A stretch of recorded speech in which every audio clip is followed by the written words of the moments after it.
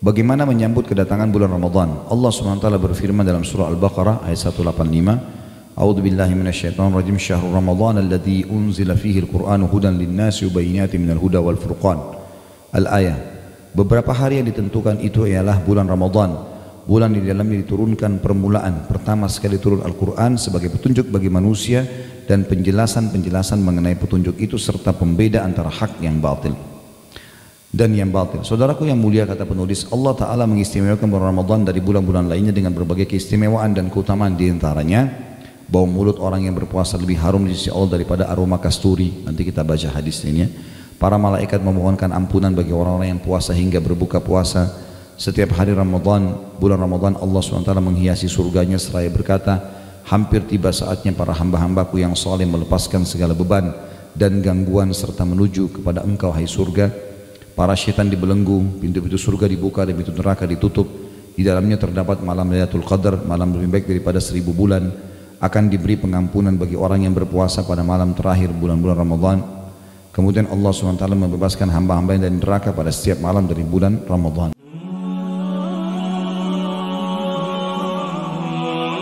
Assalamualaikum warahmatullahi wabarakatuh.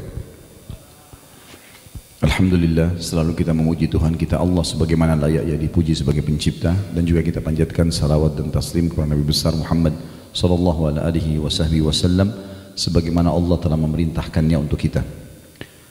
Baiklah, kita akan bahas tentang dimulai Ramadan ini dengan motivasi.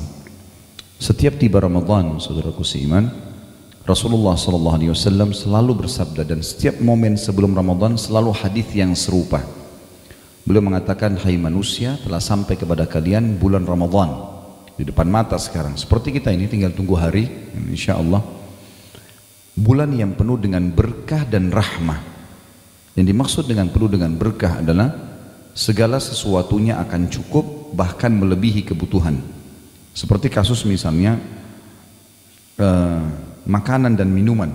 Di bulan Ramadan itu kita tahu walaupun kita sahurnya sedikit, mungkin buka puasanya sedikit, cukup-cukup saja ya. Bahkan kadang-kadang subhanallah kita sudah makan beberapa butir atau beberapa kue kecil saja, itu sudah terasa kenyang. Begitu pula dengan minuman, kita cukup dengan minum 2-3 gelas sudah terasa dahaga kita yang 8 jam hilang semuanya. Waktu juga sangat panjang kita merasakan, dari pagi rasanya lama sampai menjelang buka puasa. Tentu bukan untuk berlihai-lihai, tapi itu adalah karunia dan berkah dari Allah agar kita betul-betul memaksimalkan waktu. Karena agama Islam adalah agama motorik dan bukan agama vakum. Agama yang tidak mengenal kata-kata kalah, tidak mengenal kata-kata putus asa, tidak mengenal kata-kata tidak bisa, tidak mengenal kata-kata terlambat. Semua dalam kamus itu bagi seorang muslim tidak ada lagi di kamus benaknya atau di otaknya. Karena kita tahu dalam peperangan jihad misalnya, kita tidak pernah mengenal kata-kata kalah. Kalau kita semua terbunuh berarti kita menang mati syahid, walaupun musuh menganggap dirinya menang. Atau kita menang melawan mereka. Islam menyuruh kita kalau di tangan kita ada bibit dan besok kiamat disuruh tancapin. Walaupun besok kiamat. Tidak ada kata putus asa. Seseorang pernah diceritakan Nabi SAW membunuh 99 jiwa. Lalu dia datang kepada seorang abid dan dia mengatakan, bisa nggak saya tobat orang abid ini? Abid ini artinya orang yang suka ibadah tapi nggak punya ilmu. Lalu dia bilang, nggak mungkin kau diterima tobatmu, sudah bunuh 99 jiwa. Lalu dibunuhlah orang ini sehingga genap 100. Lalu kemudian datang orang yang dia datangi seorang yang alim lalu bertanya, apakah saya masih bisa diampuni dosa saya sementara saya sudah bunuh 100 orang? Kata dia, rahmatnya Allah luas. Maka dia pun bertobat dan masuk ke dalam surga. Agama Islam agama yang mulia.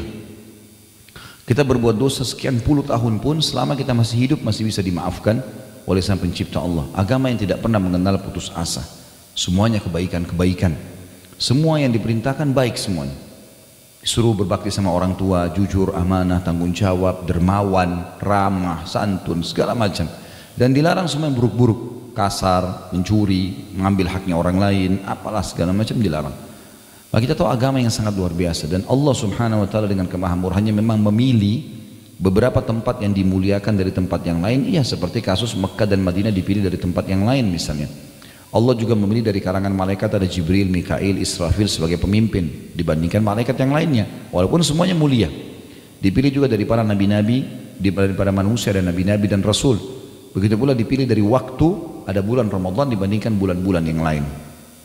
Makanya Nabi SAW menggembirakan para sahabat, mengatakan akan datang atau telah datang kepada kalian bulan yang penuh dengan berkah plus rahmah. Rahmah adalah kasih sayang dari Allah, karunia Allah akan berikan kita memenuhi segala kebutuhan. Bahkan jarang sekali, mungkin tidak ada kita dengar di bulan Ramadan ada orang kelaparan atau ada orang kehausan, karena memang banyak orang yang berbagi, orang yang bersedekah gitu kan. Dan rahmatnya Allah yang sangat luas, di bulan Ramadan kita di training secara massal untuk menjadi orang baik. Bulan Ramadan mayoritas muslimin puasa di siang hari, malam harinya mereka tarawih. Mereka masuk masjid berlomba-lomba baca Quran. Orang semua sedang berbuat baik. Kalau bulan Ramadan tidak bisa mengubah dengan rahmatnya Allah kita menjadi baik, kira-kira kapan kita akan menjadi baik? Lalu kata Nabi SAW, pada bulan itu Allah melihat persaingan kalian. Tunjukkanlah yang terbaik dari kalian. Bulan itu Allah tutup semua pintu neraka, Allah buka semua pintu surga, Allah ikat semua setan-setan yang jahat. Apa yang dimaksud dengan dibuka pintu surga dan ditutup pintu neraka? Sementara kita, kalaupun dibuka sekarang pintu surga, kita nggak bisa masuk ke dalam, belum meninggal. Itu pun nanti harus melalui proses akhirat baru masuk ke sana. Begitu dengan ditutupnya neraka atau dibukanya sekarang, kita tidak tahu akan apa fungsi. Hadis mengatakan yang dimaksud pendaftaran, dibuka pendaftaran untuk masuk ke dalam surga. Iklan resmi dari Sang Pencipta Allah, wahai muslimin, tanggal 1 Ramadan sampai 30 Ramadan dibuka bagi yang mau mendaftar masuk ke surga. Kita tahu kalau sebuah kampus membuka pendaftaran dari tanggal 1 Januari sampai 31 Januari, orang yang mendaftar kemungkinan besar diterima. Orang yang melewati itu bisa diterima, bisa. Ramadan untuk itu. Dan kita harus tahu juga seseorang di antara kita sudah punya tempat sekarang di surga dan sudah punya tempat di neraka. Kalau kita meninggal dalam keadaan beriman dan banyak beramal saleh, kita akan masuk menempati tempat kita di surga. Dan tempat neraka akan diberi kepada orang-orang yang kuasa Allah akan diberikan ke siapapun yang dari hambanya disiksa. Kalau seseorang meninggal fasik, ada dosanya walaupun dia muslim, tidak sempat taubat, maka dia akan melewati nerakanya, kemudian dia masuk ke surganya. Kalau dia meninggal dalam keadaan kafir, dia akan langsung masuk ke nerakanya, dan tempatnya di surga dengan izin Allah diberikan kepada siapa yang dia inginkan. Di bulan Ramadan terbuka pendaftaran masuk surga dan dihapus nama-nama setiap orang yang terkait dari api neraka. Nabi SAW mengatakan, sesungguhnya di setiap tiba Allah memiliki penghapusan nama hamba-hambanya dari api neraka, dan itu terjadi pada setiap malam dari malam. Juga dalam hadis yang lain, kalau tiba Ramadan maka Allah menurunkan malaikat, kemudian malaikat itu menyeru mengatakan, hai pelaku kebaikan, bersegeralah meninggikan derajatmu di surga, karena surga sedang dibuka pintunya. Kalau kita biasa di level A, pindah ke level yang lain lebih tinggi. Dan hai pelaku keburukan, berhentilah dan bertaubatlah karena pintu neraka sedang ditutup. Jadi seperti orang kalau buat kriminal nggak masuk penjara. Tentu bukan kita mudah-mudahkan supaya buat kriminal, tidak. Artinya saatnya dia bertaubat kembali ke jalan Allah Subhanahu wa taala. Dan syaitan-syaitan belenggu, musuh kita yang biasa menyesatkan kita dari jalan Allah, belenggu namanya. Di belenggu ini leher, tangan dan kaki diikat. Kalau kita sedang lomba lari, kemudian ada syaitan, ada musuh kita yang sedang bersama dengan kita berlomba lari, lalu dia dibelenggu, kita tetap akan menang. Jalan santai pun kita akan menang. Dan ada orang yang sayang sekali begitu tiba Idul Fitri, bila Allah panjangkan umurnya, dia sudah sampai di garis finish, tinggal selangkah lagi, uknya memicu lebih cepat, enggak, dia duduk berhenti menunggu syaitan atau musuhnya mendekat, sehingga kembali lagi pada kemaksiatan dan pelanggaran-pelanggaran agama yang telah dilarang. Kalian, Ramadan harus betul-betul dijadikan momen perbaikan jiwa, menjadi lebih baik dari sebelumnya. Dan ada di buku kita ini, kiat-kiat menghidupkan bulan Ramadan, ada dua bahasan. Bahasan yang pertama berhubungan dengan 10 jenis amal soleh yang sangat ditekankan. Kemudian juga ada tuntunan praktis puasa Nabi Muhammad SAW.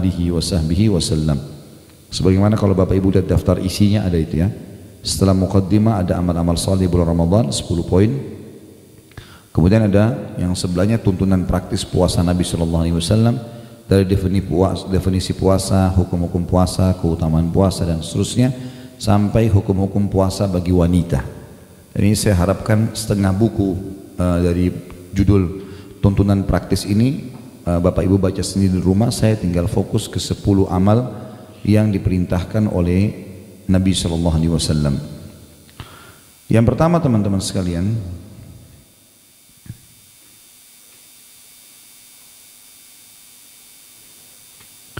kita akan lihat dulu dari halaman 2 ya. Bagaimana menyambut kedatangan bulan Ramadan. Allah SWT berfirman dalam surah Al-Baqarah ayat 185. A'udzu billahi minasyaitonir rajim. Syahrul Ramadan alladzi unzila fihi al-Qur'anu hudan lin-nasi wa bayyinatin minal huda wal furqan. Al-ayah. Beberapa hari yang ditentukan itu ialah bulan Ramadan. Bulan di dalamnya diturunkan permulaan. Pertama sekali turun Al-Quran sebagai petunjuk bagi manusia dan penjelasan-penjelasan mengenai petunjuk itu serta pembeda antara hak yang batil dan yang batil. Saudaraku yang mulia, kata penulis, Allah Ta'ala mengistimewakan bulan Ramadan dari bulan-bulan lainnya dengan berbagai keistimewaan dan keutamaan. Di antaranya bau mulut orang yang berpuasa lebih harum di sisi Allah daripada aroma kasturi. Nanti kita baca hadis ini ya. Para malaikat memohonkan ampunan bagi orang-orang yang puasa hingga berbuka puasa. Setiap hari Ramadan, bulan Ramadan, Allah SWT menghiasi surganya seraya berkata, hampir tiba saatnya para hamba-hambaku yang saleh melepaskan segala beban dan gangguan serta menuju kepada engkau hai surga. Para syaitan dibelenggu, pintu-pintu surga dibuka dan pintu neraka ditutup. Di dalamnya terdapat malam Lailatul Qadar, malam lebih baik daripada 1000 bulan. Akan diberi pengampunan bagi orang yang berpuasa pada malam terakhir bulan-bulan Ramadan. Kemudian Allah SWT membebaskan hamba-hamba dari neraka pada setiap malam dari bulan Ramadan. Ini garis besarnya tentunya. Saya langsung masuk ke poinnya. Kita masuk ke halaman 5, amal-amal soleh di bulan Ramadan. Yang pertama, bulan Ramadan dikenal juga dengan bulan puasa, ibadah puasa. Ibadah puasa saudara sekalian adalah ibadah yang paling besar pahalanya dan tidak ada yang bisa menyainginya. Ibadah apapun selain daripada puasa. Sesuai dengan hadis Rasulullah SAW dalam hadis yang sahih diriwayatkan oleh Imam Bukhari Muslim, kullu amal ibn Adam lahu al-hasanatu bi asyri amthaliha ila 700 di'fin yaqulullahu azza wa jal illa as-siyama fa innahu li wa ana ajzi bih taraka syahwatahu wa ta'amahu wa syarabahu min ajli lis-saimi farhatan farhatun 'inda fitri wa farhatun 'inda liqa'i rabbih wa la khalufu famis saimi atyabu indallahi min rihil misk. Seluruh amal ibadah Bani Adam adalah miliknya dan setiap kebaikan akan dibalas 10 kali lipat hingga 700 kali lipat. Artinya sholat, zakat, haji, bakti sama orang tua, itu kadar pahalanya bisa 10 sampai 700 kali lipat tergantung kadar keikhlasan seseorang. Kecuali, kata Allah SWT, kecuali ibadah puasa, sesungguhnya ia adalah milikku dan aku akan langsung membalasnya. Sebabnya pahala lebih besar puasa lebih besar pahalanya karena seseorang yang berpuasa telah menahan diri dari syahwat makanan dan minuman karena aku, kata Allah, karena aku semata. Ada 2 kegembiraan bagi orang yang sedang berpuasa. Kegembiraan saat ia berbuka. Kata ulama hadis ada 3 maknanya nih. Yang pertama, gembira karena dia berhasil menghilangkan rasa hausnya yang sudah dia tahan dan laparan dari pagi hari. Kegembiraan yang lebih tinggi daripada itu adalah berhasilnya dia mengalahkan syaitan. Karena dari sebelum sahur syaitan goda dia supaya tidak puasa, tapi dia terus bertahan sampai azan maghrib, maka dia gembira karena dia berhasil menang.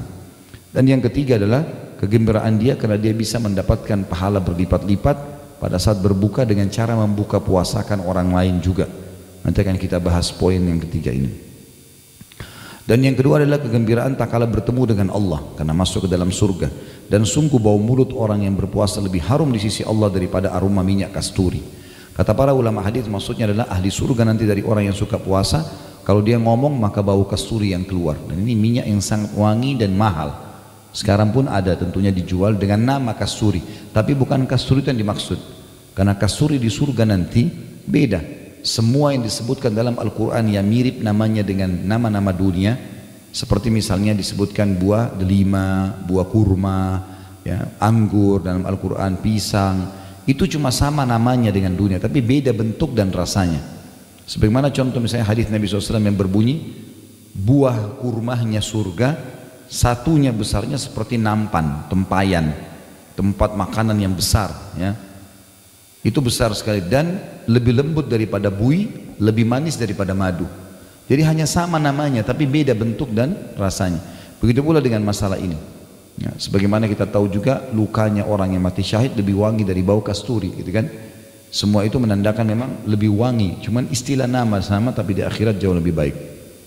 Hadis selanjutnya adalah hadis Bukhari Muslim, dan ini penting sekali, dua syarat mutlak. Digaris bawahi kalau yang punya pena.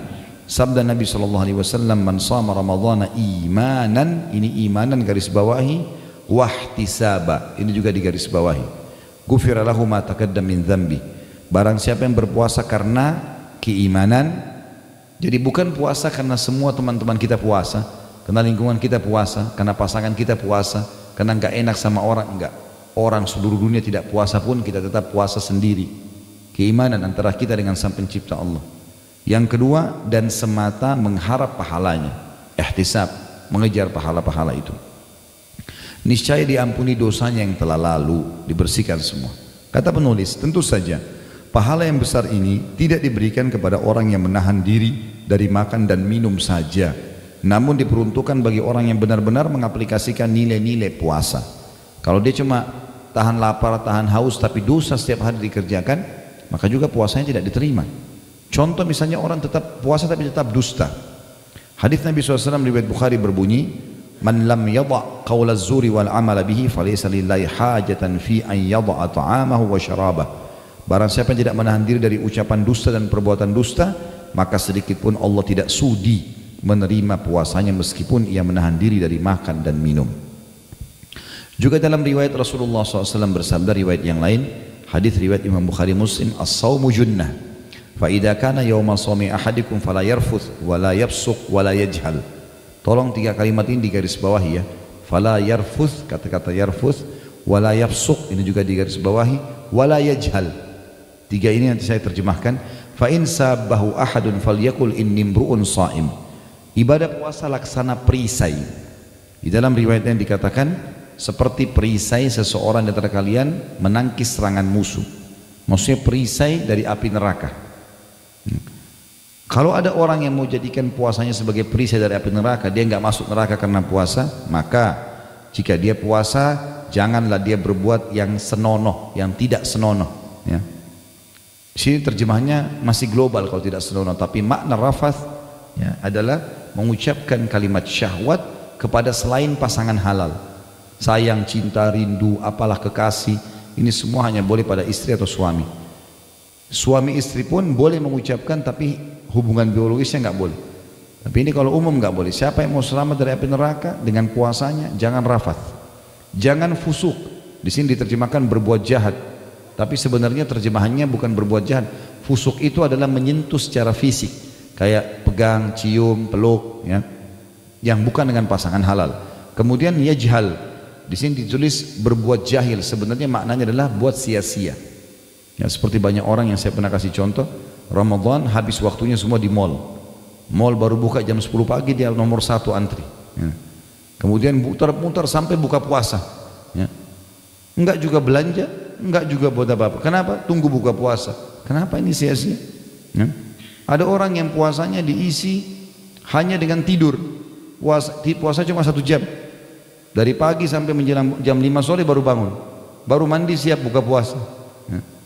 Ada orang juga yang habisin waktu main gaple, buang waktu, omong kosong, semua tidak ada manfaatnya buat dia. Kenapa enggak majelis ilmu? Kenapa enggak apalah baca Quran? Atau mungkin kembangkan usaha, sesuatu mencari nafkah yang halal, boleh, yang baik-baik semuanya. Lalu kata Nabi SAW, jika ada yang memaki dirinya, ya, atau misalnya mengajaknya bertengkar, maka dia harus berkata, saya sedang berpuasa. Apa maknanya? Tentu teman-teman sekalian, dalam Islam termasuk kehormatan diri kita, kita nggak berkelahi sama orang. Jadi kalau mau tunjukkan kekuatan nanti di kancah peperangan, jihad ada. Tapi sama istri, sama suami, sama anak, sama teman, bukan tempatnya berkelahi ini. Gitu. Kalau ada orang yang ajak bertengkar, maka tinggalkan saja, biarin dia bertengkar sama tembok. Ya. Nggak perlu kita layani. Udah nggak pernah ada gunanya. Gitu. Buang-buang energi untuk apa gitu? Dan Ramadan bulan pelatihan untuk itu. Membiasakan diri untuk tidak bertengkar. Makanya kata Nabi SAW, kalau dia dicaci, dia bertengkar, maaf, saya lagi ikuti program puasa, nggak boleh, puasa melarang saya untuk itu. Dilatih sebulan agar terbiasa mengontrol emosi setelah Ramadan. Karena penyebab penyakit keras, ini penyakit yang masalah stroke, darah tinggi segala macam karena emosional. Ya. Maka dikontrol dengan puasa Ramadan. Ya. Itu maksudnya di sini. Kata beliau, penulis, wahai hamba Allah, jika anda telah berpuasa maka puasakanlah juga pendengaran, penglihatan, lisan dan seluruh anggota badan anda. Jangan samakan antara hari berpuasa anda dengan hari-hari lainnya. Ada juga orang dari pagi sampai malam nonton terus film, gonta-ganti dari film ini ke film itu. Kenapa ini? Gitu. Dari dosa ke dosa, kan sia-sia. Melihat auratnya orang, mendengarkan cerita bohong, dengerin musik, apalah segala macam. Jadi dosa lagi. Pelatihan Ramadan untuk memperbaiki kita lebih dekat kepada Sang Pencipta Allah, gitu kan? Berada di zona yang aman dari semua pintu yang syaitan bisa masuk, karena syaitan lagi dibelenggu. Yang kedua, sholat tarawih. Tarawih adalah santai artinya. Sebenarnya tarawih, qiyamul lail, qiyamul Ramadan, ya, tahajud sama saja, cuma beda-beda nama. Khusus di bulan Ramadan dikatakan tarawih karena kita lebih santai. Setelah sholat ba'da isya sudah bisa tahajud. Di luar Ramadan kita dianjurkan tidur dulu, diakhirkan di akhir malam, gitu kan. Jadi makanya dikatakan dia sholat tarawih, orang santai di situ. Nah, sholat tarawih sangat ditekankan dalam Islam, ya. Walaupun dia hukumnya sunnah, sebagaimana disebutkan dalam hadis Nabi SAW riwayat Bukhari Muslim. Faedahnya besar sekali, bisa membersihkan dosa-dosa kita yang lalu. Man qama ramadhana imanan wa ihtisaba ghufira lahu ma taqaddama min dhanbi. Barang siapa menunaikan qiyamul lail pada bulan Ramadan karena keimanan, sama tadi, bukan karena teman-teman kita ajak, bukan karena tidak enak. Memang saya ke masjid mau sholat tarawih karena perintah Allah. Orang tidak ada yang tarawih pun kita tetap tarawih, gitu. Seperti itulah. Dan mengharapkan pahalanya, maka akan diampuni semua dosa-dosanya yang lalu. Sholat malam sangat ditekankan teman-teman sekalian, sebagaimana misalnya dalam surah Al-Furqan ayat 63 dan 64. A'udzu billahi minasyaitonir rajim wa ibadur rahmanil ladzina yamshuna 'alal ardi hauna wa idza khatabahumul jahiluna qalu salama walladzina yabituna li rabbihim sujjadan wa qiyama. Dan hamba-hamba yang baik dari Rabb yang Maha Penyayang, maksudnya orang-orang yang berprestasi dari hamba-hamba Allah ialah orang-orang yang berjalan di muka bumi dengan rendah hati, enggak ada kesombongan, ya. Dan apabila orang-orang yang jahil menyapa mereka, tadi diajak berkelahi, diajak bertengkar, maka mereka mengucapkan kata-kata yang mengandung keselamatan. Ya sudahlah, terserah kamu, bertengkar di sama tembok atau pohon sana, ya. Saya nggak mau ikut-ikutan, ya. Dan orang-orang ini saksi bahasan yang melalui malam-malam hari mereka dengan sujud dan berdiri untuk Rabb mereka. Mengerjakan salat malam adalah kebiasaan Rasulullah sallallahu alaihi wasallam dan para sahabat juga ridwanullahi alaihim, sehingga Aisyah radhiyallahu anha berkata, janganlah kalian tinggalkan salat malam, sebab Rasulullah SAW tidak pernah meninggalkannya. Kendati pun beliau sakit atau sedang lesu, beliau tetap mengerjakannya dengan duduk. Kalau capek betul-betul boleh. Dan di sholat sunnah, teman-teman sekalian, kita boleh kerjakan walaupun kita duduk. Kalau sunnah, sholat sunnah, walaupun kita tidak capek. Misal sholat ba'da isya, saya nggak mau berdiri, saya mau duduk aja, boleh. Tapi pahalanya setengah pahala orang yang berdiri. Sholat wajib nggak boleh, harus ada uzur baru bisa duduk. Makanya di sini dikatakan kalau Nabi SAW betul-betul lesu, capek, beliau kerjakan sholat tahajud dengan duduk pun, gitu kan. Dan alhamdulillah tidak makan waktu yang lama, gitu. Ramadan mengajar kita untuk itu. Jadi sebulan penuh kita dibiasakan untuk sholat tarawih, dan alhamdulillah di Indonesia semua masjid kita menghidupkan itu agar kita terbiasa menerapkannya dalam kehidupan kita. Umar bin Khattab radhiyallahu anhu biasa mengerjakan sholat malam. Bila tiba di pertengahan malam, beliau segera membangunkan keluarganya untuk sholat. Beliau sambil berseru, sholat, sholat, seraya membaca firman Allah dalam surah Thaha ayat 132, A'udzu billahi minasyaitonir rajim, wa'mur ahlaka bis sholati wastabir 'alaiha la nas'aluka rizqa nahnu narzuquk wal aqibatu lit taqwa. Dan suruhlah keluargamu mendirikan salat dan bersabarlah kamu dalam mengerjakannya. Kami tidak pernah meminta rezeki kepada kalian, kamilah yang memberi rezeki kepada kalian, dan akibat yang baik itu adalah bagi orang-orang yang bertakwa. Ibnu Umar radhiyallahu anhu pernah membaca firman Allah dalam surah Az-Zumar ayat 9, A'udzu billahi minasyaitonir rajim, amman huwa qanitun ana al-laili sajidan wa qa'ima sajidan wa qa'iman yahdharul akhirata wa yarju rahmata rabbih. Apakah kamu wahai orang-orang musyrik di Mekah lebih beruntung ataukah orang-orang yang beribadah di waktu-waktu malam dengan sujud dan berdiri sedangkan ia takut kepada azab akhirat dan mengharapkan rahmat Rabbnya? Ibnu Umar berkata, orang yang dimaksud dalam ayat ini adalah Utsman bin Affan radhiyallahu anhu. Ibnu Abi Hatim berkata, Ibnu Umar radhiyallahu anhu mengatakan hal itu karena banyaknya sholat malam dan tilawah yang dilakukan oleh Amir Mu'minin Utsman bin Affan hingga, perhatikan kalimat ini ya, Terkadang beliau membaca seluruh Al-Quran dalam satu rakaat. Dalam riwayat lain dikatakan Utsman bin Affan baca 30 juz di rakaat terakhir witir. Yang biasa Bapak Ibu baca Qul Huwallahu Ahad itu. Nah itu Utsman bin Affan baca 30 juz. Ya. Kita ada yang bilang bagaimana bisa ya, itu kuasa Allah. Allah berkahi. Yang penting kalau orang sudah rutin kerjakan, Allah akan berkahi waktunya. Alqamah bin Qais menceritakan, pada suatu ketika aku bermalam bersama Abdullah bin Mas'ud radhiyallahu anhu, ia bangun untuk sholat pada awal malam. Beliau membaca surah seperti bacaan imam di masjid, maksudnya dengan mengeraskan suara. Beliau baca dengan tartil, tartil artinya tanpa terburu-buru, hingga dapat didengar oleh orang yang berada di dekatnya. Beliau terus sholat hingga menjelang terbit fajar. Antara selesai sholat malam dengan terbit fajar, jaraknya kira-kira antara azan maghrib hingga selesai sholat maghrib. Setelah itu beliau mengerjakan sholat witir. Artinya orang ini Alqamah menceritakan tentang sholat malamnya sahabat Nabi yang bernama Abdullah bin Mas'ud radhiyallahu anhum. Di dalam riwayat lain As-Sa'ib bin Zaid disebutkan bahwa ia berkata, pada saat itu imam membaca beratus-ratus ayat di sholat malam, dia ikut berjamaah, sehingga kami bersandar dengan tongkat karena lamanya berdiri. Lalu ia berkata, kami baru selesai saat menjelang fajar datang. Catatannya di sini, wahai saudaraku, kata beliau, sebaiknya pada saat engkau sholat tarawih, engkau menyempurnakan sholat tarawih bersama imam, agar engkau termasuk orang-orang yang menghidupkan Ramadan dengan semalam suntuk sholat malam. Sebagaimana sabda Nabi SAW riwayat Abu Dawud, Tirmidzi, Nasai dan Ibnu Majah, man qama ma'imamihi hatta yansarifa kutiba lahu qiyamul lailah. Barang siapa yang sholat tarawih bersama imam hingga selesai, maka akan dituliskan baginya pahala sholat semalam suntuk. Dibayangkan kalau kita habis sholat isya, kita sholat 2 rakaat nih untuk qiyamul lail, salam, sholat lagi, salam sampai subuh, itu berat sekali. Tapi bisa kita dapatkan dengan cara sholat berjamaah tarawih bersama imam di masjid, laki-laki atau perempuan, gitu kan? Sama saja perintahnya. Kemudian imamnya bubar, sampai bubar, maksudnya sampai selesai sholat witirnya, maka dicatat bagi kita semalam suntuk sholat. Makanya saya sarankan teman-teman sekalian kalau mau sholat 8 rakaat atau 11 rakaat, sholat di masjid yang 11 rakaat supaya kita bubar bersama imam, gitu kan? Kayak kalau imamnya selesai salam sudah bubar namanya sholat witir. Kalau imamnya masih ngobrol nggak ada masalah. Yang penting sudah selesai bubar sholatnya. Kalau kita mau sholat 23 cari masjid yang 23, gitu kan? Supaya lebih tepat mendapatkan pahala ini. Yang ketiga, sedekah. Disebutkan Rasulullah SAW adalah orang yang sangat dermawan, dan kedermawan beliau semakin bertambah di bulan Ramadan. Kebaikan-kebaikan yang beliau lakukan di bulan Ramadan melebihi angin yang terhembus. Maksudnya saking semangatnya Nabi SAW lakukan. Dalam sebuah hadis beliau SAW bersabda dalam hadis riwayat Tirmidzi dari Anas radhiyallahu anhu, afdalus sadaqati sadaqatun fi Ramadan.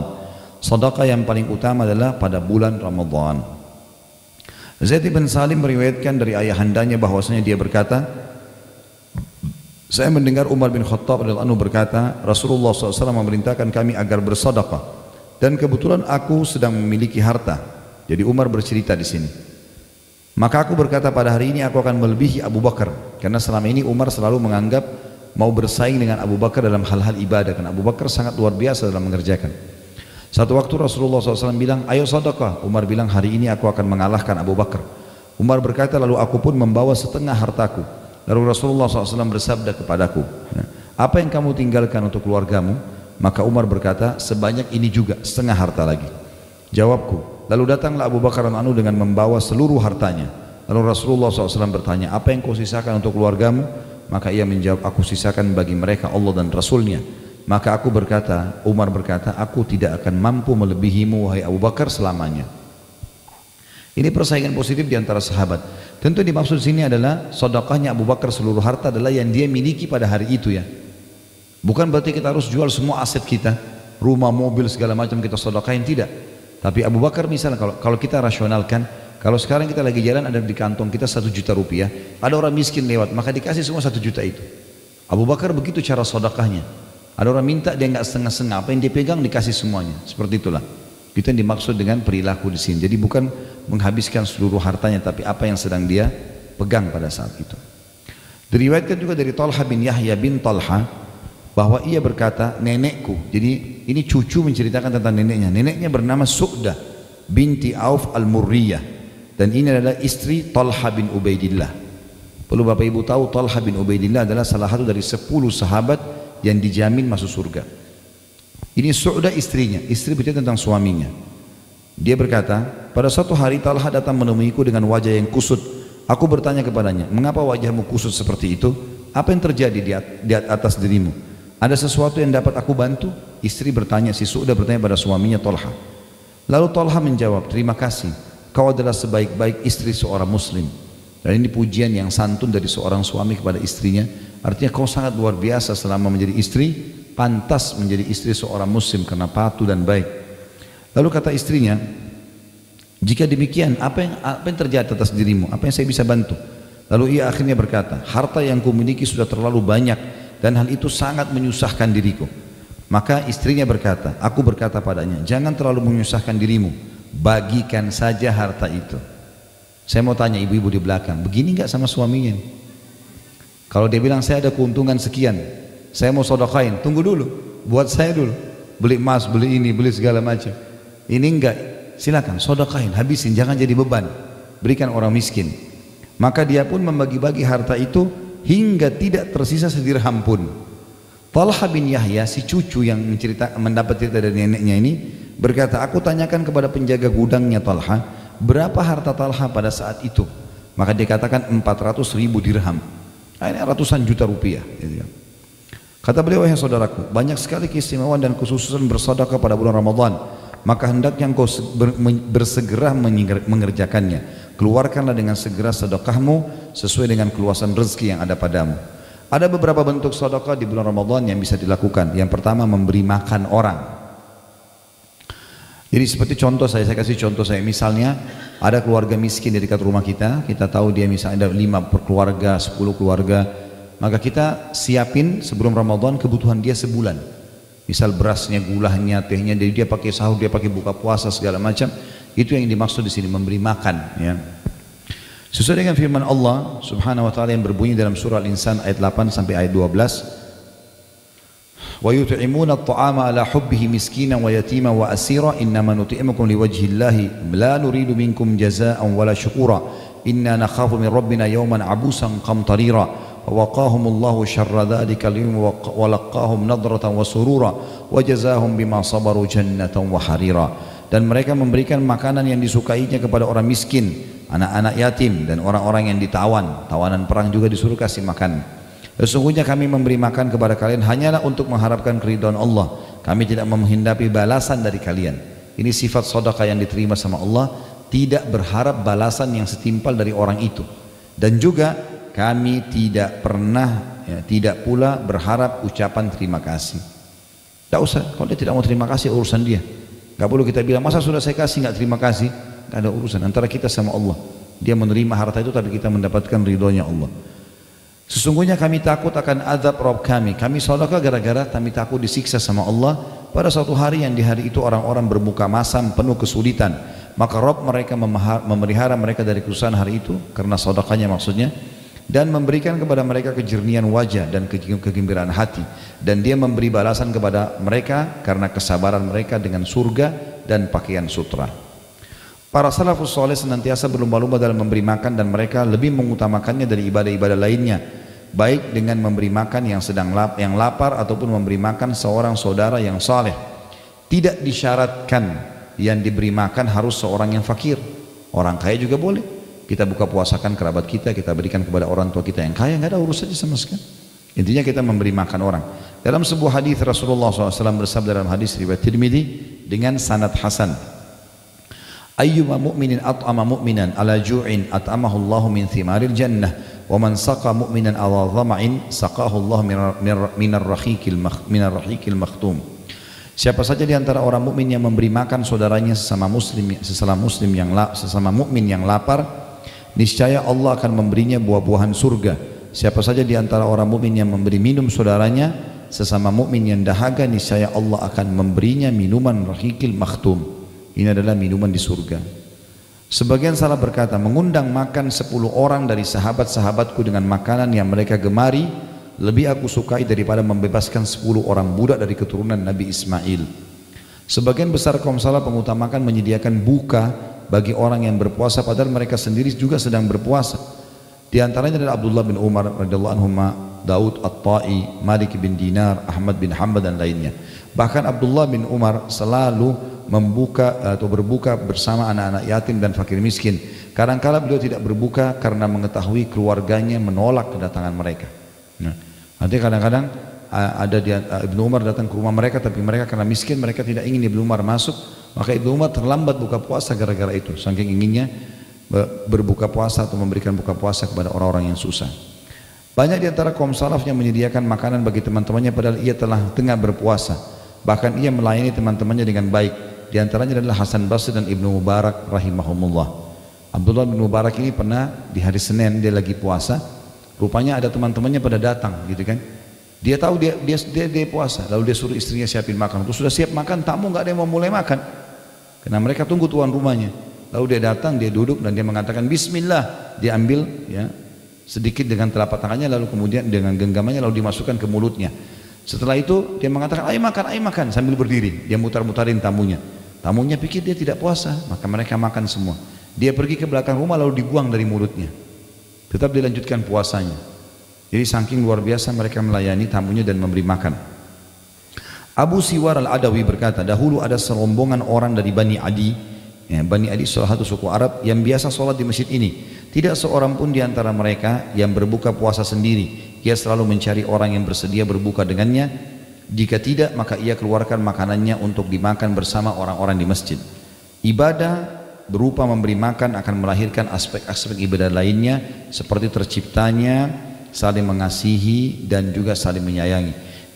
Di mana hal ini adalah sebab seseorang masuk ke dalam surga.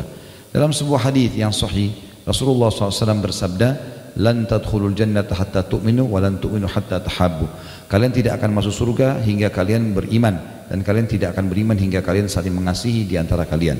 Di antaranya juga bermajlis dengan orang-orang soleh serta mengharap pahala dari menolong mereka. Ini maksudnya adalah kita datang ke orang soleh lalu kita bayarin bulanannya dia misalnya. Maka itu termasuk dalam masalah ini. Kemudian menolong mereka dalam ketaatan yang mereka dapat lakukan disebabkan makanan yang engkau berikan. Ya. Jadi ini termasuk yang kami buat di program yayasan begitu. Mencari ayah dan ibu angkat seseorang dai lalu membiayai hidupnya. Termasuk di Ramadan insya Allah kita juga buat program mengumrohkan dai dan mengumrohkan orang miskin. Itu kalau bapak ibu ada yang berminat insya Allah bisa bergabung dengan program kami tentunya. Kemudian yang kedua, menyediakan makanan berbuka puasa bagi orang-orang yang puasa. Ini lebih spesifik lagi, lebih dalam lagi. Dan ini kalau kita buka puasakan orang, kita akan dapat pahala seperti dia, tidak dikurangi sedikit pun. Walaupun hanya seteguk air, walaupun hanya sebutir kurma. Sabda Rasulullah SAW dalam hal ini berhubungan dengan masalah membuka puasakan orang. Hadis riwayat Ahmad dan Nasai serta dinyatakan sahih oleh Syekh Albani. Kata Rasulullah SAW, "Man fattara sa'iman kana lahu mithla ajrihi ghaira annahu la yunqasu min ajri as-sa'imi syai'." Barang siapa yang menyediakan makanan berbuka puasa bagi orang yang berpuasa, niscaya ia mendapatkan pahala seperti orang yang berpuasa tanpa mengurangi pahala orang yang berpuasa itu sedikit pun. Salman Al-Farisi radhiyallahu anhu menuturkan berkata, "Wa man fattara fihi sa'iman kana maghfiratan lidunubihi wa idkha raqabatihi minan nar." Kana lahu mithal ajrihi ghaira annahu la yunqasu min ajri as-sa'imi syai'. Barang siapa yang menyediakan makanan berbuka bagi orang-orang yang berpuasa, maka itu akan menjadi penghapus dosa-dosanya dan menjadi pembebas dirinya dari api neraka, dan ia akan mendapat pahala seperti orang yang berpuasa tanpa mengurangi pahala orang yang berpuasa itu sedikit pun. Saya punya pengalaman di Madinah waktu pertama saya datang di sana. Mungkin teman-teman yang sudah dengar ini alhamdulillah, kalau yang belum maka bisa dijadikan sebagai pelajaran. Saya kaget waktu itu awal Ramadan tahun 1990 di Madinah. Saya sama teman-teman orang Indonesia mahasiswa semuanya rame-rame pergi ke Masjid Nabawi. Turun dari bus, pas melihat Masjid Nabawi ada banyak orang membelakangi masjid menghadap ke arah kami. Tapi unik karena mereka sangat berdekatan, rapat sekali. Maka pada saat saya mendekat dengan masjid, saya bertanya-tanya, ini orang-orang siapa ini? Kenapa? Kemudian pada saat sudah dekat saya kaget. Memang kita nggak dikasih celah untuk jalan gitu. Tiba-tiba saya dipegang, dipeluk, teman-teman Indonesia juga ini dipeluk sama yang lainnya. Saya tidak kenal, saya tidak tahu lihat wajahnya, saya nggak kenal orang ini. Saya tahu jawabannya waktu dia bisikin kuping saya. Dia bilang, "Akhi, saudaraku, tolong buka puasa di tempat saya ya." Jadi dia mau dapat pahala membuka puasakan orang walaupun tidak dikenal. Jadi ternyata di dalam Masjid Nabawi itu, teman-teman umroh Ramadan, fenomena ini cuma bisa dilihat di Masjid Nabawi ya. Di Masjid Haram Mekah ada juga tapi tidak banyak. Orang-orang tidak terlalu semangat seperti di Madinah. Kalau Madinah betul-betul kita diperebutkan. Maka di dalam masjid itu ada sufra plastik, ditaruh di kiri kanannya jek Zam-Zam, terus kurma ditaburin di situ. Ada kurma, ada pisang, ada yogurt, ada roti segala macam. Di dalam si ayah atau si kakak menyiapkan buka puasa, si anak atau si adik di luar cari mangsa ini. Nah, kalau kita bilang iya, tangan kita dipegang dibawa ke tempatnya dia. Dan yang kadang-kadang uniknya dia bilang, jangan pindah ke situ ya. Kan di depan ada saingannya kan. Kalau di depan biasa juga orang bersaing untuk cari orang buka puasa. Di sufrahnya dia taruh lebih banyak. Ada kasih apel, ada kasih macam-macam. Lebih enak orang pindah kadang-kadang ke sebelah. Dan dia bilang, besok sudah tahu tempat saya buka puasa ya, besok buka puasa sini lagi. Dan kita di luar, dia tidak akan lepas kita kecuali dia sudah punya mangsa lain. Itu luar biasa gitu. Coba bandingkan dengan kita di Indonesia. Sudah dapat giliran dari RT, ya, masih bertanya udah tiba gilirannya, sudah tiba giliran saya. Sebulan sekali kadang-kadang gitu kan. Mestinya semua masjid dekat rumah diblok itu. Ya. Buka puasain, misal contoh, air mineral ya, ini mungkin agak besar, ada yang gelas kan, 30.000 isinya 48 gelas, 30.000. Kalau dekat musola atau masjid dekat rumah kita, anggaplah ada 50 orang yang buka puasa. Kita butuh satu dus 48 misalnya. Maka kita genapin 50 gelas misalnya, 30-35 ribu. Saya yakin tidak akan lebih dari 40 ribu lah gitu kan. Itu kita kasih beli 30 dus ya, 30 ribu kali 30 dus, kita sudah dapat pahala buka puasa diri kita sendiri hari itu plus 50 orang lain. Berarti 51 pahala buka puasa kali 1 bulan. Berapa banyak pahalanya gitu kan. Begitu pula kalau kita pegang masjid yang sampai ribuan orang buka puasa, tergantung mau pahala berapa banyak silahkan ya, tinggal beli saja selesai. Apalagi sedekah diganti oleh Allah kembali. Kalau mau lebih besar pahalanya kurma, nah memang kurma yang sunnah gitu kan. Air juga putih termasuk itu.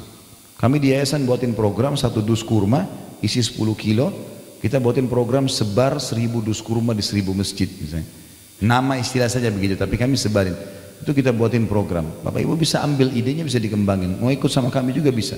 Ini kami bagiin. Pengalaman selama ini satu dus kurma yang isi 10 kilo yang curahan itu lebih tepat kalau dibagikan ke masjid.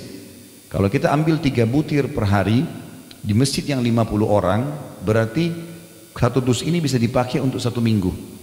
Jadi untuk 50 orang per hari, kalau kita mendapat puasa mereka, kita cuma butuh 4 dus kurma yang kotaknya isi 10 kilo itu. Dan seterusnya lah. Banyak sekali tempat-tempat kantong-kantong untuk membuka puasakan orang. Kalau di Jakarta ini sudah luar biasa lah pokoknya ya. Orang-orang banyak pulang kantor, kadang-kadang di pinggir jalan itu buka puasa. Kita bisa bagiin air, bagiin rumah, bagiin apa saja, bisa saja ya. Dan itu semua adalah ajang-ajang pahala. Kemudian dalam para sahabat Nabi SAW berkata, wahai Rasulullah, tidak semua orang mampu menyediakan buka puasa orang yang berpuasa. Maka Rasulullah SAW bersabda di dalam hadis ya, yang diriwayatkan dalam hadis yang sahih ini ya. Di sini tidak disebutkan perawinya ya. Tetapi yang saya tahu hadis ini hadis sahih, kata Nabi SAW, yu'tillahu hadath thawab liman fattara sa'iman ala midhkati labanin aw tamratin aw syurbati ma'in wa man saqa sa'iman saqahu Allah min haudi syurbatan la yadma'u ba'daha hatta yadkhulal jannah.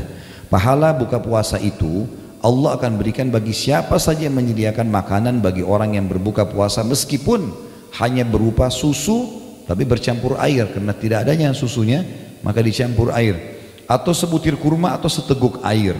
Barang siapa yang memberi seteguk air bagi orang yang berbuka, maka Allah akan memberinya minum seteguk air dari telagaku. Dia tidak akan dahaga selamanya hingga dia masuk ke dalam surga.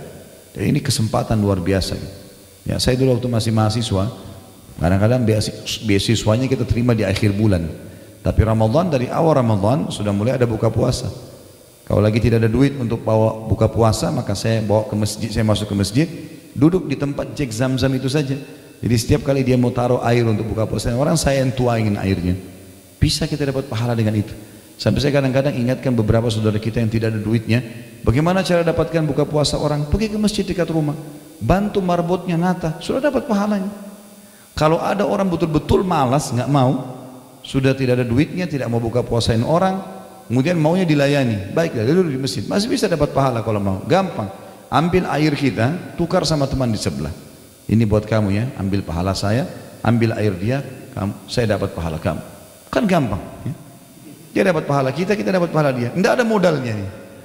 Kalau ini juga tidak mau, luar biasa. Tinggal butuh dicambuk saja. Ya. Karena pahalanya besar sekali. Membuka puasakan orang, mestinya ya. Seperti itulah. Yang keempat, membaca Al-Quran dengan penuh kesungguhan. Ini tentunya teman-teman sekalian, saya akan pilih poin-poin pentingnya karena menjelang asar ya. Banyak membaca Al-Quran. Bulan Ramadan adalah bulan Al-Quran. Kita semua dianjurkan agar memperbanyak membaca Al-Quran pada bulan ini. Di antara keadaan salafus saleh adalah selalu menyibukkan diri dengan hal-hal yang berkaitan dengan Al-Quran. Mulai dari membaca, mempelajari dan mentadabburi. Tadabburi artinya mengetahui kandungan hukum-hukumnya. Malaikat Jibril alaihissalam memperdengarkan Al-Quran kepada Rasulullah SAW pada bulan Ramadan. Uthman bin Affan radhiyallahu anhu mengkhatam Al-Quran setiap hari pada bulan Ramadan. Di antara salafus saleh ada yang mengkhatam Al-Quran dalam salat tarawih tiap 3 malam sekali. Sebagian lagi setiap 7 malam sekali, sementara sebagian lainnya mengkhatamnya setiap 10 malam sekali. Mereka selalu membaca Al-Quran baik di dalam salat maupun di luar salat. Bahkan Imam Syafi'i rahimahullah dapat mengkhatam Al-Quran sebanyak 60 kali di luar solat pada bulan Ramadan. Artinya sehari 2 kali khatam. Sementara Al-Aswad mengkhatamnya setiap 2 hari sekali. Adapun Qatadah selalu mengkhatamnya setiap 7 hari sekali di luar Ramadan. Sedangkan di bulan Ramadan beliau mengkhatamnya setiap 3 hari sekali. Dan 10 hari terakhir Ramadan beliau mengkhatamnya setiap malam. Pada bulan Ramadan Imam Az-Zuhri menutup majelis-majelis hadis dan majelis-majelis ilmu yang biasa diisinya. Beliau mengkhususkan diri membaca Al-Quran dari mushaf. Demikian pula Imam Ats-Tsauri, beliau meninggalkan ibadah-ibadah lain dan mengkhususkan diri untuk membaca Al-Quran. Ibnu Rajab rahimahullah berkata, larangan mengkhatam Al-Quran kurang dari 3 hari tertuju bagi yang membiasakan hal itu. Adapun pada waktu-waktu yang utama seperti bulan Ramadan, terkhususkan lagi pada malam-malam yang diperkirakan seperti malam Lailatul Qadar atau di tempat-tempat yang utama seperti Mekah bagi selain penduduk warga Mekah atau selain warga Mekah, maka dianjurkan agar memperbanyak membaca Al-Quran supaya mendapat keutamaan pada waktu yang dan tempat tersebut. Inilah pendapat Imam Ahmad, Ishaq dan juga ulama lain. Demikian yang dapat kita saksikan dari kebiasaan mereka sebagaimana yang telah kita sebutkan tadinya. Kemudian tentu ini, maaf saya langkahi poin ini, masalah menangis tak kala membaca Al-Quran ini juga termasuk anjuran ya. Tentu ini dengan cara membaca dan mengerti artinya. Dengan mengerti artinya. Saya angkat satu riwayat saja di sini. Kita lihat dalam Sahih Bukhari dikatakan Abdullah bin Mas'ud radhiyallahu anhu bahwasanya ia berkata Rasulullah SAW bersabda, bacalah Al-Quran untukku. Aku berkata, apakah aku membaca untuk anda ya Rasulullah sementara ia diturunkan kepada anda? Rasulullah SAW bersabda, aku senang mendengarkan dari orang lain. Maka aku pun, kata Abdullah bin Mas'ud, membaca untuk Nabi SAW surah An-Nisa hingga sampailah pada firman Allah yang berbunyi, A'udzu billahi minasyaitonir rajim, fa kaifa idza ji'na min kulli ummatin bi syahidin wa ji'na bika 'ala haula'i syahida. Bagaimana kalau hal orang-orang kafir, keadaan orang-orang kafir apabila kami mendatangkan seorang saksi atau rasul dan tiap-tiap umat dari tiap-tiap umat dan kami mendatangkan kamu hai Muhammad sebagai saksi atas mereka ya, sebagai atau untuk mereka sebagai umat, artinya umat pun akan aku ajak untuk memberikan saksi kepada mereka. Lalu beliau berkata, Nabi SAW berkata kepada Abdullah bin Mas'ud, hasbuka, cukuplah, sampai sini selesai bacaannya. Aku menoleh ke beliau, ternyata kedua mata beliau meneteskan air mata. Dan ini tentu teman-teman sekalian dianjurkan kita membacanya. Sebagaimana juga dalam hadis di situ ada, la yalijun nara man baka min khasyatillah, tidak akan masuk neraka orang yang menangis karena takut kepada Allah. Saya tidak bacakan semua sekali lagi, kita pindah ke halaman 23. Poin 5, tetap duduk dalam masjid hingga terbit matahari. Dan ini beranjak daripada hadis ya, riwayat Muslim apabila Rasulullah SAW selesai menunaikan salat subuh, beliau selalu duduk di tempat salatnya hingga terbit matahari. Imam Tirmidzi juga meriwayatkan sebuah hadis dari Anas bin Malik radhiyallahu anhu dari Rasulullah SAW bahwa beliau bersabda, man shalla al-fajr fi jama'atin thumma qa'ada yadhkurullah hatta tatlu asy-syams thumma shalla rak'ataini kanat lahu ka'ajri hajjatin aw umrah tammatun tammah.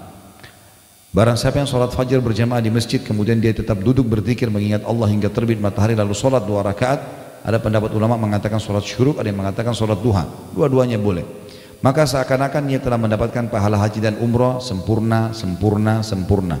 Nah, ini kesempatan diperoleh di bulan Ramadan ya, apalagi kalau teman-teman yang kerja di hari weekend bisa di Sabtu pagi, di Ahad pagi, ini juga boleh dilakukan. Yang keenam, ini poin keenam juga mungkin akan saya langkahi secara globalnya ya, secara spesifiknya, tapi saya akan terangkan secara global. Iktikaf. Iktikaf artinya mengikat diri dalam masjid untuk ibadah kepada Allah dengan meninggalkan semua aktivitas dunia. Dan sebagian ulama mengatakan minimal iktikaf yang baik itu adalah antara sholat ke sholat, duhur ke asar, ya, maghrib ke isya, itu minimal. Kalau 10 akhir Ramadan dianjurkan minimal 1 malam. Minimal 1 malam. Kalau yang saya pernah lakukan, saya kadang-kadang di 10 terakhir Ramadan, terutama di malam ganjil, kalau lagi tidak keluar kota, lagi di Jakarta, saya sering membawa istri sama anak saya pergi ke Atin, waktu itu kena dekat dengan rumah kami. Kemudian ikut sholat isya berjamaah, sholat tarawih, kemudian bawa ada termos teh, bawa makanan untuk sahur segala macam, dan kita boleh menebar tempat yang semua orang banyak itikaf di situ. Duduk baca Quran, nasihatin, saling nasihatin gitu kan. Nanti jam 1 ada sholat qiyamul lail lagi sampai sekitar hampir jam 3 sahur, habis sholat subuh pulang ke rumah gitu kan. Terutama di malam-malam ganjil. Dan Rasulullah SAW bahkan dalam hadis Bukhari itikaf 10 malam semuanya, tidak terkecuali semuanya diikat dirinya di dalam masjid. Tentu di sini teman-teman sekalian cukup panjang bahasanya, beberapa lembar ada definisi itikaf, ada hikmah disyariatkannya ya. Kemudian juga ada di sini hukum i'tikaf itu sendiri, ada amalan-amalan sunnah bagi orang i'tikaf, ada perkara-perkara yang dibolehkan bagi orang yang i'tikaf ya. Kemudian juga ada perkara-perkara yang dimakruhkan bagi orang i'tikaf, ada perkara-perkara yang membatalkan i'tikaf, waktu memasuki tempat untuk i'tikaf, dan beberapa catatan-catatan penting yang ditulis di sini. Namun saya sekali lagi tidak membaca semua ini karena yang penting tadi globalnya sudah saya jelaskan ya. Nah, waktu kita ya sudah menjelang azan asar. Yang ketujuh, umroh di bulan Ramadan, dan ini sangat ditekankan. Saya sudah pernah jelaskan teman-teman sekalian, kalau ada rezeki jangan ditunda. Umroh dan haji ini kerjakan. Kata Nabi SAW, ya, umroh dan haji yang dikerjakan secara berkesinambungan akan menghilangkan kesusahan hidup dan kemiskinan sebagaimana api menghilangkan karat dari besi. Artinya sedekah yang kita keluarkan di umroh akan diganti oleh Allah. Itu poin. Jadi nggak usah khawatir berapapun jumlah yang kita keluarkan, akan diganti oleh Allah. Di bulan Ramadan secara khusus pahalanya ekstra, sama dengan pahala haji. Jadi 3 jam umrah itu sama dengan pahala 6 hari haji gitu kan. 6 hari yang dipakai untuk haji, tanggal 8 sampai tanggal 13 Zulhijjah. Sesuai dengan hadis Nabi SAW riwayat Bukhari Muslim, umratu fi Ramadan ta'dilu hajjah. Pahala umrah di bulan Ramadan sama dengan ibadah haji. Dan kita tahu haji yang sahih, haji yang benar akan diampuni dosanya ya, seperti baru dilahirkan oleh ibunya. Riwayat lain berbunyi hajjatan ma'i, sama dengan mengerjakan haji bersamaku, kata Nabi SAW. Yang kedelapan, mencari malam Lailatul Qadar, dan kita sudah tahu dalam surah Al-Qadr tentunya ya, dia lebih baik daripada 1000 bulan ya. Rasulullah SAW bersabda, yang sangat ditekankan di Lailatul Qadar ada 2, sholat tahajudnya dan membaca doa yang akan kita baca nanti sebentar lagi riwayatnya. Kalau tentang sholat malamnya, hadis Bukhari Muslim di halaman 35 di situ, Rasulullah SAW bersabda, man qama lailatul qadri imanan wa ihtisaba ghufira lahu ma taqaddama min dhanbi. Barang siapa yang bangun di malam Lailatul Qadar karena keimanan dan mengharap pahala, maka dosa-dosanya yang lalu akan diampuni. Juga dalam Musnad Imam Ahmad, Rasulullah SAW bersabda, man qama ibtigha'aha thumma waqa'at lahu ghufira lahu ma taqaddama min dhanbi wa ma ta'akhkhar. Siapa yang bangun untuk mengerjakan sholat malam karena betul-betul di Lailatul Qadar ya, mencari pahalanya, maka akan diampuni dosa-dosanya yang telah lalu dan juga yang akan datang ya. Jadi ini intinya adalah amal yang pertama di Lailatul Qadar kita sholat malam. Yang kedua di halaman 37, pas di atas poin 9 itu ada riwayat, dan dalam kitab sahih diriwayatkan dari Aisyah radhiyallahu anha, beliau berkata, ya Rasulullah, apa yang aku baca bila bertepatan pada malam itu? Maka Rasulullah SAW bersabda, bacalah, Allahumma innaka afuun tuhibbul afwa fa'fu anni. Ya Allah, sungguhnya engkau maha memberi ampunan dan menyukai orang-orang yang memohon ampun, maka ampunilah aku. Lailatul Qadar poinnya adalah lebih baik daripada 1000 bulan atau 83 tahun plus 4 bulan. Belum tentu umur kita sepanjang itu. Jadi intinya kalau kita semua pasti akan lalu Lailatul Qadar, pasti. Karena malam itu kita lalui selama kita hidup kan. Tapi siapa yang dapat taufik dari Allah untuk mengerjakan, makanya kita harus niat minta kepada Allah agar diberikan. Kalau kita sempat ucapkan subhanallah 1 kali saja, pas Lailatul Qadar, maka lebih baik daripada 1000 bulan. Artinya seperti kita ucapkan itu 1000 bulan atau 83 tahun plus 4 bulan. Sedekah 10.000 rupiah sama sedekah selama berulang-ulang 1000 bulan. Begitu pula dengan sholatnya, begitu pula dengan apa saja ibadah yang kita kerjakan, seperti itulah pahalanya. Jadi ini sangat besar, luar biasa gitu. Sangat luar biasa besarnya. Yang kesembilan teman-teman sekalian adalah memperbanyak zikir, doa dan istighfar. Dan ini sudah umum tentunya ya. Artinya di bulan Ramadan kita maksimalkan ini, banyak istighfar, banyak berdoa kepada Allah SWT ya. Banyak berzikir, zikir pagi sore yang maksudnya kita baca. Cuma yang saya ingin titik beratkan di sini bisa dilihat di halaman 38. Kata beliau di sini penulis, sebelum berpisah wahai saudaraku, setelah kita bertamasya di taman-taman surga di bawah naungan amal-amal soleh, ada sesuatu perkara penting yang ingin saya sampaikan. Tahukah kamu apa itu? Kata beliau, tepat sekali, yaitu ikhlas. Berapa banyak orang yang berpuasa kan tetapi tidak mendapatkan apapun dari puasanya kecuali lapar dan dahaga. Berapa banyak orang yang mengerjakan sholat tarawih namun tidak mendapatkan apapun dari selain kantuk dan capek. Semoga Allah SWT menghindarkan kita semua dari situ. Makanya Nabi SAW mengatakan keimanan dan mengharapkan pahalanya.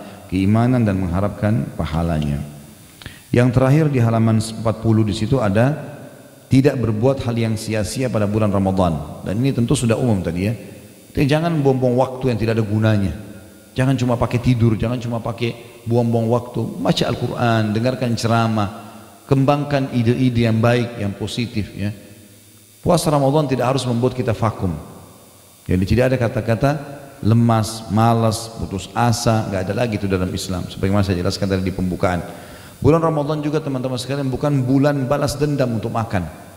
Ya, maksudnya begini, ada orang pada saat dia tidak sahur, begitu mau buka puasa, luar biasa makanan, yang merah, yang biru, yang kuning, yang hijau, tapi nggak dimakan juga, gitu kan? Jadi bukan untuk balas dendam. Seorang dokter Katolik dari Eropa masuk Islam gara-gara dia mengetahui kemanfaat orang puasa, maka dia mengatakan orang yang paling sehat adalah orang-orang Islam, karena mereka punya terapi puasa seminggu 2 kali, Senin dan Kamis. Mereka punya terapi puasa sebulan 3 hari, Ayyamul Bid. Mereka punya terapi setahun sekali dengan puasa Ramadan. Karena usus kita istirahat. Ini kalau badan kita mesin udah rusak nih. Masuk dingin, masuk panas, masuk pedas. Wah, luar biasa. Ya, Allah suruh istirahatin supaya bisa dipakai lagi. Dan usus kita kalau lagi tidak masuk makanan, maka dia akan mengelola sisa-sisa makanan yang melengket di dinding-dindingnya. Akhirnya jadi bersih usus itu. Kan gitu. Itu kebaikan. Apalagi kita tidak boleh makan dan minum hanya dari subuh sampai azan maghrib. Setelah itu makan habis maghrib sampai subuh, makan sampai capek, nggak apa-apa. Artinya boleh makan, tidak boleh juga berlebihan tentunya. Tapi maksudnya bukan berarti kita tidak boleh makan sama sekali. Kalau 24 jam mungkin wajar orang lemas, tapi ini tidak sama sekali. Dan kuatkan niat kita, Allahu alam, agar kita bisa menjalankan puasa Ramadan dengan baik. Ingat para sahabat, para tabi'in, mereka setelah Idul Fitri 6 bulan berturut-turut berdoa kepada Allah agar ibadah di Ramadan diterima sama Allah. 6 bulan yang tersisa berdoa agar semuanya bisa mendapatkan Ramadan yang akan datang, karena ingin mengejar pahala itu. Mungkin begitu saja tentunya Bapak Ibu sekalian. Semoga apa yang kita bahas hari ini bermanfaat buat kita insyaallah. Mungkin begitu saja. Subhanakallahumma bihamdika asyhadu an la ilaha illa anta astaghfiruka wa atubu ilaik. Wassalamualaikum warahmatullahi wabarakatuh.